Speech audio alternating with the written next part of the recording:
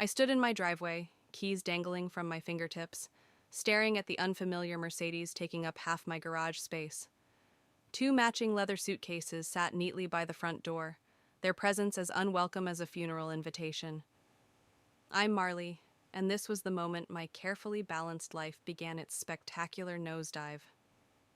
Surprise! Linda's voice carried through the open door, sweet as artificial sweetener. We thought it was time for an extended visit. My stomach clenched. Extended. Such a carefully chosen word. I stepped inside to find my husband Greg performing his best impression of a guilty teenager, hands shoved deep in his pockets, shoulders hunched. Behind him, his father Derek stood ramrod straight in my living room, already eyeing the family photos on the wall like they offended his military sensibilities. How unexpected, I managed, my voice steady despite the rage building in my chest. Greg didn't mention you were coming. Sometimes the best surprises come unannounced, Derek said, his voice carrying that familiar note of authority that always made Greg shrink 2 inches shorter. Besides, we thought it was time to assess the situation. The situation. My mother, Ella, who'd been living with us since Dad died, appeared in the hallway. Her face went pale at the sight of Derek and Linda. She clutched her cardigan closer, a gesture I'd seen 1,000 times when she felt threatened. I need to check on dinner, she murmured, retreating to the kitchen like a shadow. Greg finally found his voice. Dad thinks it would be good for everyone if they stayed with us for a while. Help us get things organized. I caught the slight tremor in his words, the way his eyes wouldn't quite meet mine. There was more to this story, something hiding behind his careful phrasing. Organized? The word tasted bitter. I wasn't aware we needed organizing. Linda bustled forward, her perfectly manicured hands fluttering like nervous birds. Oh, we just want to help. And with Ella here, we thought you could use the extra support. The implication hung in the air like smoke. I watched Derek's jaw tighten at the mention of my mother's name. He'd never approved of her moving in, had made that crystal clear at every family gathering. The guest room isn't prepared, I said, knowing full well it was currently storing my mother's belongings that wouldn't fit in her room. No matter, Derek replied, already moving toward the stairs. We can sort that out. Greg, bring up our bags. Greg jumped to attention like a well-trained puppy, grabbing the suitcases before I could protest further. I followed him to the bottom of the stairs, grabbing his arm. When were you planning to tell me about this? I hissed. He wouldn't meet my eyes. They needed a place to stay. Dad's been... There are some financial issues. It's temporary. Temporary like my mother's temporary stay? I released his arm, disgust rising in my throat. You should have talked to me first. I knew you'd say no. You're damn right I would have said no. This is our home, Greg, mine and yours, not your father's new command center. From upstairs came the sound of Derek's voice, sharp with disapproval. Greg! These bags won't move themselves. I watched my husband's face crumple slightly before he straightened his shoulders and headed upstairs, leaving me alone in the foyer. From the kitchen came the soft sounds of my mother's movements, the gentle clink of dishes that told me she was stress cooking, her way of coping with chaos. I pressed my fingers against my temples, feeling a headache building. This wasn't just an invasion of space, it was a power play. Derek Collins didn't do anything without a purpose, and showing up unannounced with luggage in tow wasn't just about financial issues. The question was, what game was he really playing? And more importantly, how many pieces of my life would be sacrificed before it was over? 3 days into the invasion, I found my mother's prized ceramic vase, the last gift from my father, wrapped in newspaper and stuffed in a box labeled donations. The sound of Derek's boots on the hardwood floor had become a constant reminder of his presence, like a metronome counting down to my inevitable explosion.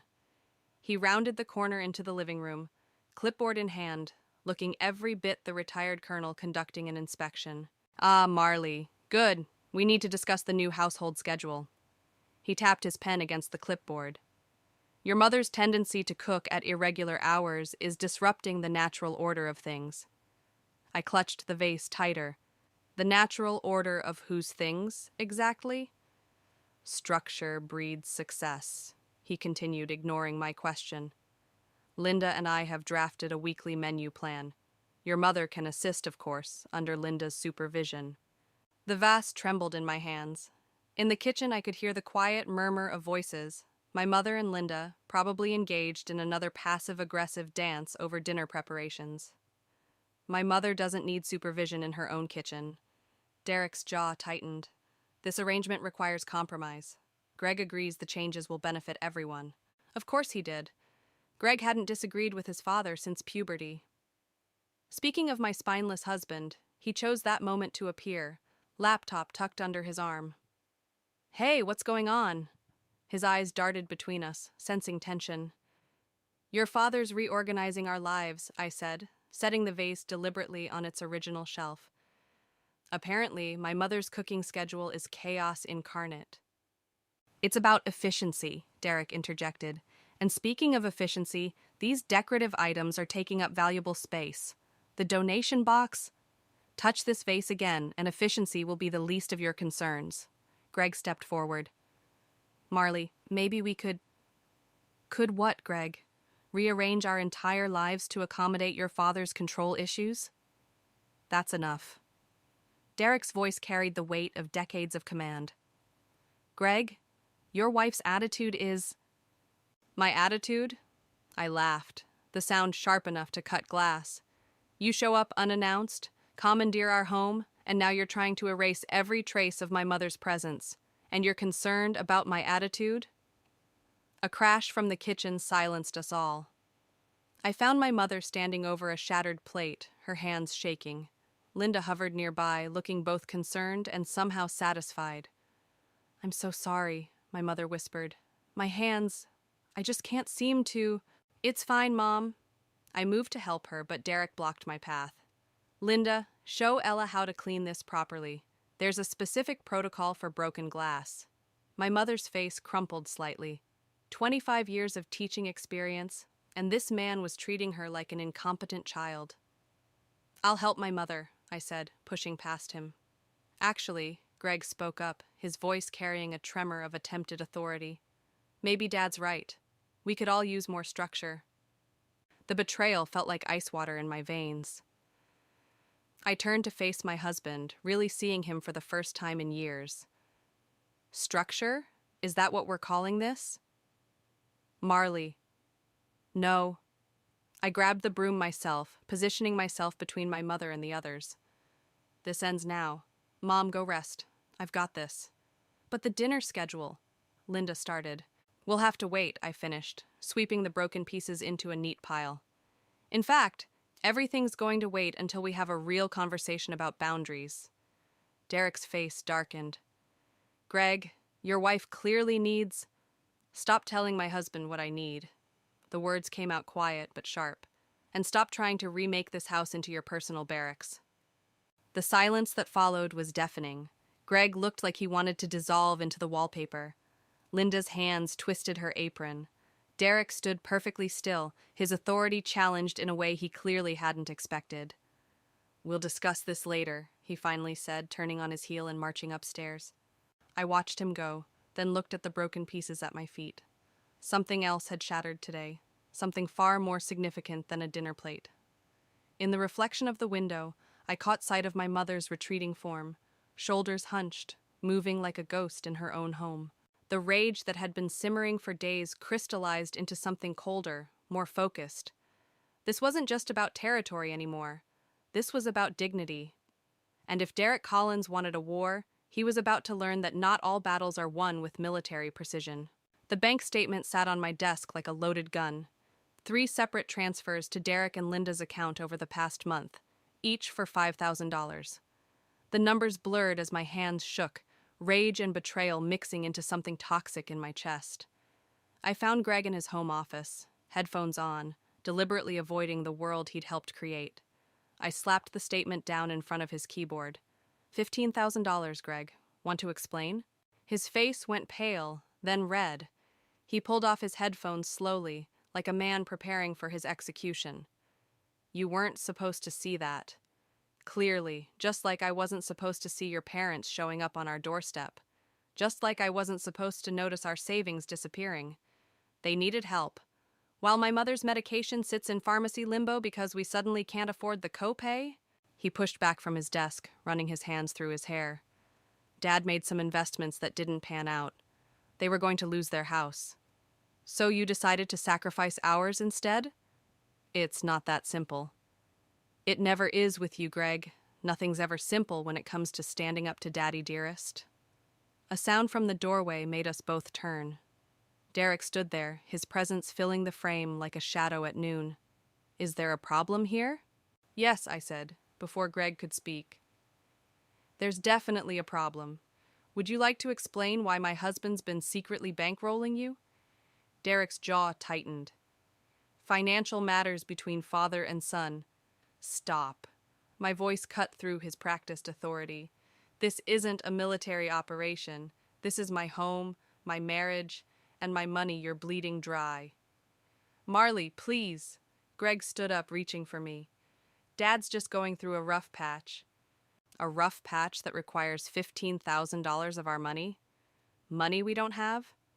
The market will turn around, Derek said, his confidence wavering slightly. My investments were garbage, I finished. I checked, Derek. Those sure things you invested in? They were pump and dump schemes. You got played. The color drained from his face. Behind him, Linda appeared, drawn by the rising voices. Derek! What's she talking about? Nothing you need to concern yourself with, he snapped. Everything, I corrected, turning to Linda. Your husband lost everything on fake investments, and now he's draining our accounts to cover it up. Greg grabbed my arm. That's enough! I yanked away from him, something final snapping inside me. No, it's not nearly enough.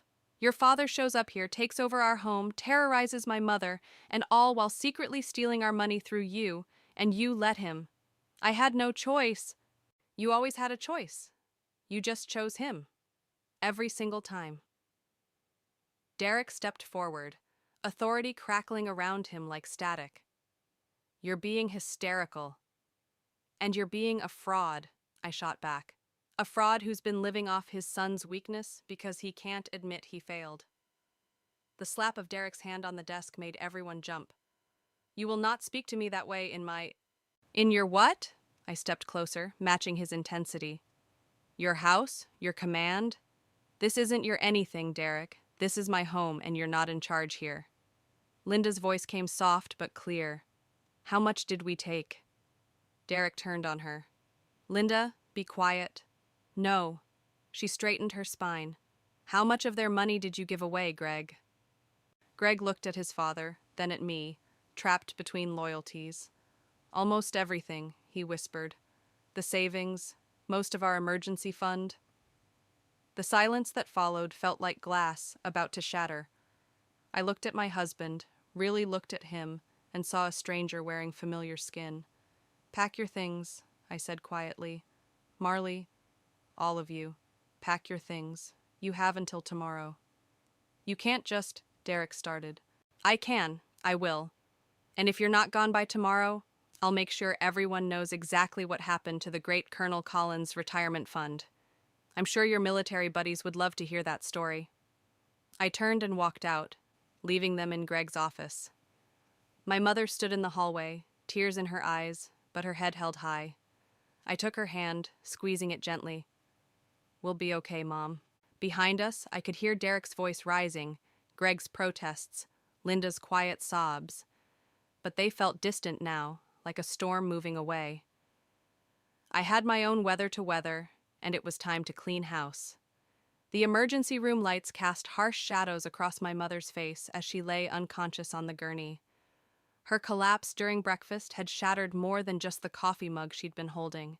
It had shattered any illusion that I could maintain peace at the cost of her health. Blood pressure's still elevated, the nurse said, adjusting monitors. Has she been under unusual stress lately? I stared at the IV drip, counting the seconds between drops. You could say that. Greg appeared in the doorway, his father's shadow close behind him. My hands clenched into fists at my sides. How is she? Greg asked, keeping his distance. Like you care.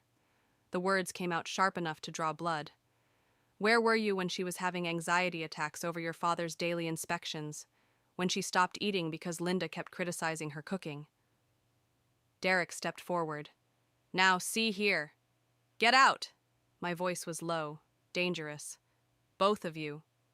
"She's my mother-in-law," Derek said, as if that gave him some claim. "As the head of the family." A laugh escaped me, bitter as medicine. "Head of the family? You can't even head yourself to the door without destroying everything in your path." The nurse looked between us, sensing the tension. Perhaps we should keep things calm for the patient's sake. I moved closer to my mother's bed, positioning myself between her and them. They were just leaving. Greg took a half step forward. "Marley, please, we can work this out." "Like we worked out the finances? Or maybe like we worked out your parents moving in without consulting me?" I pulled out my phone, showing him the screen. "Or perhaps like we worked out this email I found, where your father demanded you transfer more money last week." The color drained from Greg's face. Behind him, Derek went still. "That was a private conversation," Derek said. "Private like the conversation we should have had before you bankrupted us?" I turned to Greg. "Or private like the conversation we should have had before you chose your father over your wife?" "I didn't choose. You did. Every single time." I looked at my mother's pale face, then back at them. And now she's paying the price. A doctor entered, flipping through charts. "Mrs. Thompson, we need to discuss your mother's condition." "Whatever you need to say, you can say in front of family," Derek started. "No," I cut him off. "You're not family. You're parasites wearing family's skin." I turned to the doctor. They were leaving. Greg reached for my hand. "Marley," I jerked away. "The next hand you reach for better be a lawyer's, Greg, because this is done." "You don't mean that," he whispered. "Check your email. The divorce papers are already there." I watched his face crumple, feeling nothing but cold clarity. "I filed them this morning, right after I transferred what little money was left to a new account. One you can't access." Derek's authoritative mask slipped, revealing the panic beneath. "You had no right."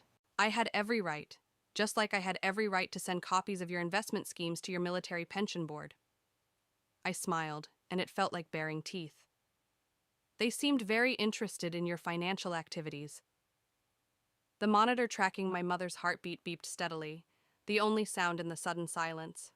Greg looked destroyed, Derek looked dangerous, and I felt more alive than I had in months. "You'll regret this," Derek said, his voice thick with threat. "No, I won't. But you will." I turned my back on them, taking my mother's hand. "Now get out before I call security and tell them exactly why my mother's in this bed." Their footsteps retreated, leaving behind the antiseptic smell of hospital air and the weight of decisions that couldn't be unmade. The doctor waited until they were gone before speaking. "Your mother's condition is stress-induced, but there might be underlying factors we need to address." I nodded, watching my mother's chest rise and fall. Each breath seemed like an accusation against my previous inaction, against every time I'd chosen peace over protection. "Whatever she needs," I said. "I'm done letting other people decide what's best for my family." The doctor made notes in her chart, and I sat in the hard plastic chair, planning our next moves. The house would need to be sold. Derek and Greg had seen to that with their financial drain, but maybe that was fitting. Some foundations couldn't be repaired once they'd been poisoned at the root. My mother stirred slightly, her hand tightening in mine. I squeezed back, a promise in the pressure. We'd rebuild, just the two of us. And this time, no one else would hold the blueprints to our lives. The manila envelope sat heavy in my hands as I stood outside Derek's temporary office, my former guest room. Inside were printouts of emails, bank statements, and investment records that painted a picture so damning it made my hands shake. 3 days of digging through financial records had revealed the true extent of Derek's failures. I knocked once, not waiting for a response before entering. Derek looked up from his laptop, his face hardening at my presence. "This is a private space." "Nothing's private anymore." I dropped the envelope on his desk. "Especially not your investment history." He didn't touch it. "You've been investigating me." Someone had to, since Greg wouldn't. I leaned forward, placing my palms flat on the desk. "Tell me, does Linda know about the second mortgage? Or the gambling debts?" A muscle twitched in his jaw. "You're overstepping." Like you overstepped when you lost your pension playing the market? Or when you convinced Greg to drain our savings to cover your mistakes? You don't understand. I understand perfectly. I pulled out one particular document. This is interesting. A loan application in Greg's name with a forged signature. That's fraud, Derek. Federal fraud. His hand moved toward the paper, but I snatched it back. What do you want? You gone. All of you. Tonight. A harsh laugh escaped him. Or what? You'll destroy your husband's life by reporting this? He's as complicit as I am. The difference is, I don't care about saving his life anymore. My voice remained steady, even as my heart raced. But you care about yours, don't you, about your reputation? The door opened behind me. Greg stood there, Linda hovering behind him. Perfect timing. What's going on? Greg asked, stepping inside. Show them, I said to Derek. Show them what you've been hiding, or I will. Derek's face flushed red. This is blackmail. This is consequence. I turned to Linda. Did you know your house isn't yours anymore? That Derek remortgaged it to cover his gambling debts? Linda's hand flew to her throat. Derek? He lost everything, I continued, pulling out more documents. The pension, the savings, your retirement fund. Then he came here to bleed us dry, too. Greg moved forward, reaching for the papers. Dad, what is she talking about? Your father forged your signature on loan documents, I said, watching Derek's facade crack. He's been using your identity to secure more credit. That's why he really came here, to hide from his creditors. The silence that followed felt like glass breaking in slow motion. Linda sank into a chair, her face ashen. Greg stared at his father, waiting for a denial that didn't come. I was protecting this family, Derek finally said, his voice hollow. Everything I did was for yourself, Linda whispered. All these years, telling me we needed to be careful with money, while you... I placed the envelope in front of her. Everything's there. Bank statements, loan documents, gambling receipts. He's been lying to all of you for years. Derek stood suddenly, his chair scraping back. You have no right. I have every right. The force of my voice made them all jump.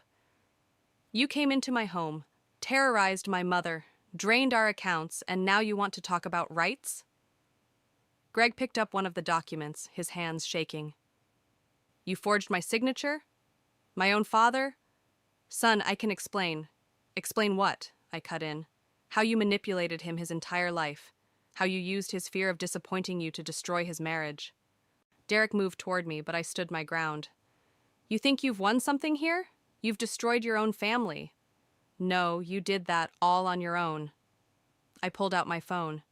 You have 2 hours to pack and leave. After that, these documents go to the FBI's Financial Crimes Division. I'm sure they'd love to hear about a retired colonel's fraud scheme. You wouldn't dare... Try me. I turned to Greg and Linda. You can go with him, or you can stay and face what he's done. Your choice. I walked out, leaving them with the evidence of their collapsing world. In the hallway, my mother stood waiting, stronger now, her eyes clear and determined. Are you sure about this? She asked softly. I took her hand, feeling the strength in her grip. Some cancers need to be cut out completely, even if it leaves a scar. The sound of raised voices filtered through the door behind us, Derek's authority crumbling, Linda's sobs, Greg's accusations. The house of cards was finally falling, and I had knocked down the first domino. Now we would see who remained standing in the wreckage. 2 hours passed like a death sentence. I sat in the kitchen, watching the clock tick down while chaos erupted upstairs, drawers slamming, voices rising and falling like a tide of accusations. My mother's hand rested on my shoulder, steady despite everything. The first police car arrived exactly when I'd planned. You actually did it, Greg said from the doorway, his voice hollow. You called them. No. I stood, straightening my spine. Your father's creditors did. Amazing how quickly they move when they learn where to find him. A second patrol car pulled up. Through the window, I watched Derek emerge from the house, his military bearing crumbling as officers approached. Linda followed, clutching her purse like a shield. "He's still my father," Greg whispered, "and she's still my mother." I gestured to Ella, who hadn't left my side. "The difference is, I chose to protect mine." The doorbell rang. Greg moved to answer it, but I stopped him. "They're here for you too." His face went pale. "What?" "Your signature is on those loan documents, forged or not. You're complicit." The words tasted like ash. "I tried to warn you." "You're destroying everything." "No." My fist slammed the counter. "You destroyed everything when you chose him over us, when you let him drain our accounts, terrorize my mother, and steal our future." The doorbell rang again, more insistent. "Mrs. Thompson," a voice called. "Federal agents, we need to speak with Gregory Thompson." Greg's eyes darted between me and the door like a trapped animal. "Marley, please, we can fix this." "Some things can't be fixed." I moved toward the door. "Some things can only be burned down and rebuilt." What happened next seemed to unfold in slow motion. Greg lunged for the back door just as federal agents entered through the front. Derek's voice boomed from outside, demanding to speak to his son. Linda's sobs carried through the open windows. I watched them lead Greg away in handcuffs, his head bowed, finally free of his father's shadow, but bound by its consequences. Derek was already in the back of a patrol car, his authority stripped away with his freedom. "You didn't tell me about Greg," my mother said softly. "I couldn't." My voice cracked. "If I had, you would have asked me to show mercy, and I couldn't afford mercy anymore." Linda appeared in the doorway, tears streaming down her face. "How could you do this to your own family?" "Family?" I laughed, the sound sharp as broken glass. "Family doesn't steal from each other. Family doesn't force someone into the hospital with stress. Family doesn't forge signatures or gamble away futures. They'll go to prison. They should have thought of that before they committed fraud." She stepped closer, desperation in her eyes. "Greg was just trying to help his father." "And who was trying to help us?" I gestured around the kitchen, where bills lay scattered like fallen leaves. "Who was thinking about my mother when Derek was terrorizing her? Who was considering our future when they were draining our accounts?" The agents returned, requesting statements. Linda retreated to the porch, broken and alone. My mother squeezed my hand before going upstairs, leaving me to face the aftermath of my choices. Hours later, after the statements were taken and the cars had gone, I stood in my empty kitchen. The house felt haunted by the ghosts of what we'd lost: my marriage, Greg's freedom, the illusion of family we'd maintained for so long. My phone buzzed with messages from Greg's relatives, each one more accusatory than the last. I deleted them all without reading. The local news would have the story by morning. Respected military officer and son arrested for fraud. Our name would be mud in this town. "Was it worth it?" my mother asked, appearing beside me. I stared at the empty driveway where Derek's Mercedes had sat just hours ago. "Ask me tomorrow." She touched my cheek, wiping away tears I hadn't realized were falling. "Sometimes protecting what we love means losing what we thought we couldn't live without." I nodded, unable to speak. The victory I'd imagined felt hollow, tainted by the cost. I'd won the war, but lost pieces of myself in the battle. Tomorrow would bring lawyers, paperwork, and the long process of rebuilding from the ashes of what we'd been. But tonight, in the quiet aftermath of destruction, I wondered if revenge and justice were really the same thing after all. The visiting room at the county jail smelled of despair and industrial cleaner. I sat across from Greg, the scratched plexiglass between us reflecting our fractured reality. His orange jumpsuit made him look smaller, diminished without his father's shadow looming over him. "Linda came to see me yesterday," he said into the phone receiver. "She told me what she did." I leaned forward. "What are you talking about?" "The money she's been hiding from Dad. All these years, she was squirreling away cash, preparing for—" He trailed off, looking down. "She wants to make it right." A knock on the window interrupted us. Linda stood in the doorway, clutching her familiar purse. The guard let her in, and she took the seat next to Greg, her hands trembling as she lifted another receiver. I should have stopped him years ago, she said, her voice thin through the phone. I knew what Derek was doing, how he controlled everything, everyone. I was a coward. Linda. She reached into her purse, pulling out a thick envelope. $200,000. I've been saving it since Greg was in high school. Every time Derek made a bad investment or took control of our accounts, I skimmed a little off the top, just in case. Greg stared at his mother like he'd never seen her before. Mom? I watched him break you down, she continued, looking at her son. Made you think you needed his approval to breathe. And then I watched him try to do the same thing to your wife, to your home. She slid the envelope through the transfer slot. This won't fix everything, but it might help rebuild what Derek destroyed. My hands shook as I opened the envelope. Bank statements, account numbers, transfer instructions, everything needed to access her secret fund. Why now? I asked. Because you did what I never could. Linda's eyes filled with tears. You stood up to him. You protected your mother while I failed to protect my son. Greg pressed his hand against the plexiglass. Mom, you didn't fail. I did. Her voice cracked. I let him mold you into his shadow. Let him convince you that love meant blind obedience. And when he started destroying your marriage, I stayed silent again. I stared at the envelope, feeling the weight of years of silent rebellion in my hands. Derek doesn't know about this money? Linda's laugh was bitter. Derek never thought I was smart enough to manage money. Never questioned why I insisted on keeping my nursing job part-time, even after retirement. He was too busy playing soldier with other people's lives to notice his own wife's rebellion. A guard approached, signaling our time was almost up. Take it, Linda urged. Use it to rebuild, to protect your mother the way I should have protected my family. Greg's face contorted with emotion. Marley, I know I don't deserve forgiveness. No, I cut him off. You don't. But maybe you deserve the chance to learn from your mother's example, to understand that real strength isn't in control or power. Linda stood, her spine straight for the first time since I'd known her. I'm filing for divorce. Derek can face his consequences alone.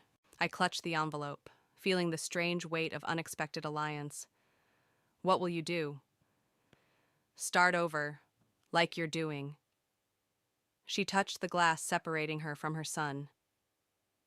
Sometimes the bravest thing we can do is admit we've been wrong and try to make it right. Greg pressed his hand against his mother's through the barrier. I'm sorry, Mom, for not seeing what he was doing to all of us. The guard stepped forward again, more insistent. I stood, holding Linda's gaze. This doesn't erase what happened.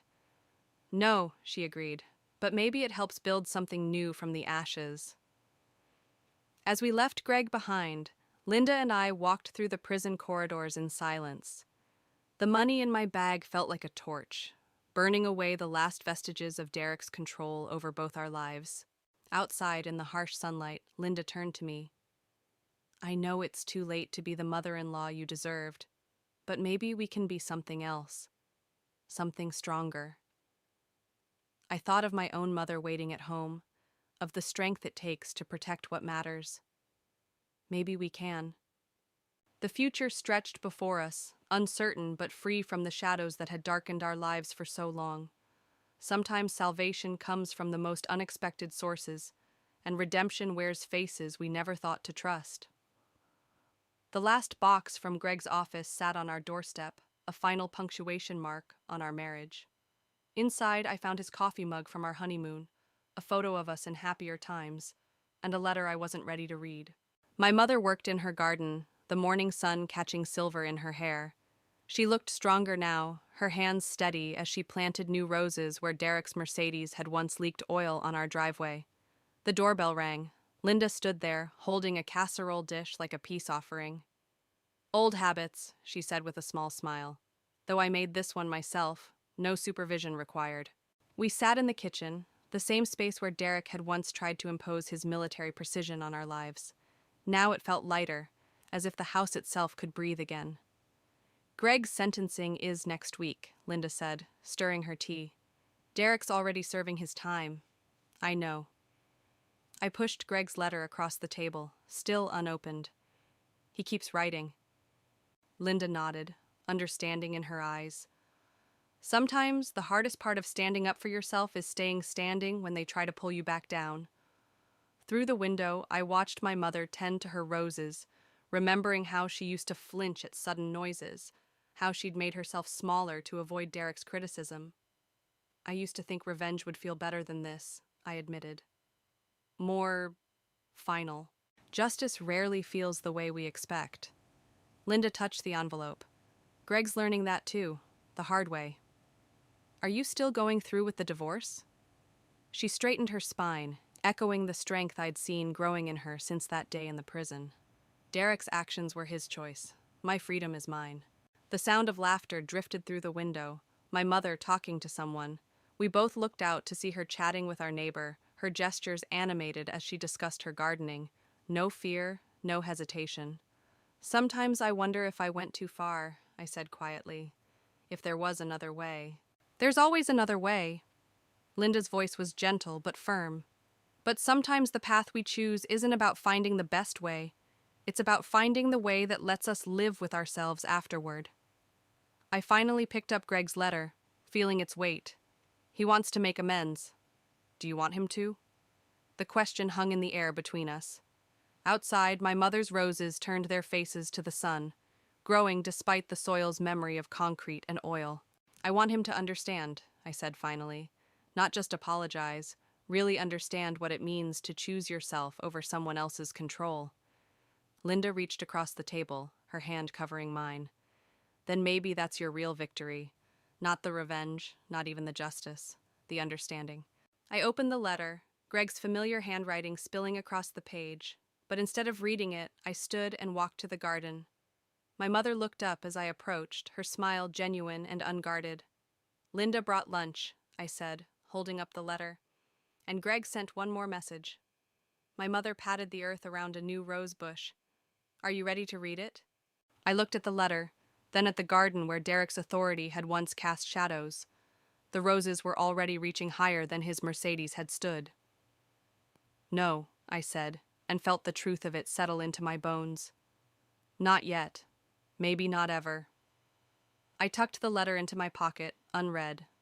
Some chapters didn't need a final word to be finished. Some victories weren't about winning or losing, but about choosing when to stop fighting. My mother nodded, understanding without words. She handed me a trowel, and together we turned the soil where Linda's car now sat in our driveway, making space for new growth. Behind us, Linda appeared with gardening gloves, ready to help plant whatever came next. 3 women who had learned that sometimes family isn't about blood or marriage, but about who stands with you in the garden after the storm passes. The roses would bloom in their own time, and so would we.